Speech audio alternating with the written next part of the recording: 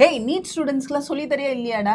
நீ தான் அந்த காலத்துல படிக்க முடியாம கைட் பண்றதுக்கு ஆள் இல்லாம கஷ்டப்பட்ட. இவங்களுக்காவது கொஞ்சம் சொல்லித்தாடா. அம்மா அதெல்லாம் சூப்பரா சொல்லி கொடுத்துட்டு இருக்கோம்மா. ஃப்ரீயா நம்ம சர்டிஃபிகேட் கிளாஸ் எடுத்துட்டு இருக்கோம். அதெல்லாம் தாண்டி இன்னும் 2 நாள்ல பசங்களுக்கு நீட் எக்ஸாமா. அவங்க எல்லாரும் பயந்துகிட்டு எக்ஸாம் ஆங்ஸைட்டில இருக்காங்க. நல்லா படிச்சவங்க கூட ஒரு மாதிரி அன்ஸ்டேபிளா ஃபீல் பண்றாங்க. ஓரளவுக்கு படிச்சவங்க நம்மளால முடியுமான்னு அவங்களே கேள்வி கேட்டுக்கிறாங்க. இதுக்கெல்லாம் ஒரு ஃபைனல் பிரேயர் அண்ட் மோட்டிவேஷன்மா. ஃபியூ வேர்ட்ஸ் சொல்லுமா. ஹாய் செல்லுங்களா, எப்படி படிக்கிறீங்க? நீட் ப்ரிப்பரேஷன்லாம் எப்படி போகுது? நல்லா படிக்கிறீங்களா?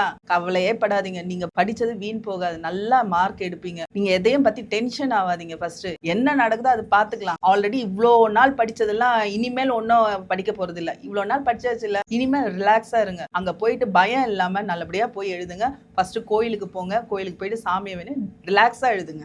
நீட் பேப்பர் ஈஸியா வரும். நீங்க எதையும் பத்தி கவலைப்படாதீங்க. நல்லபடியா எழுதிட்டு என் பையன் எப்படி கவர்மெண்ட் காலேஜ் ஸ்டான்லி காலேஜ்ல சேர்ந்தானோ அதே மாதிரி நீங்களும் எம்எம்சி, ஜிப்மர், எய்ம்ஸ் இது மாதிரி பெரிய காலேஜில் சேர்றதுக்கு என்னுடைய வாழ்த்துக்கள், மனமார்ந்த வாழ்த்துக்கள். All the best. டே கண்ணுங்களா, கிராக் பண்றோம், மாஸ் பண்றோம்.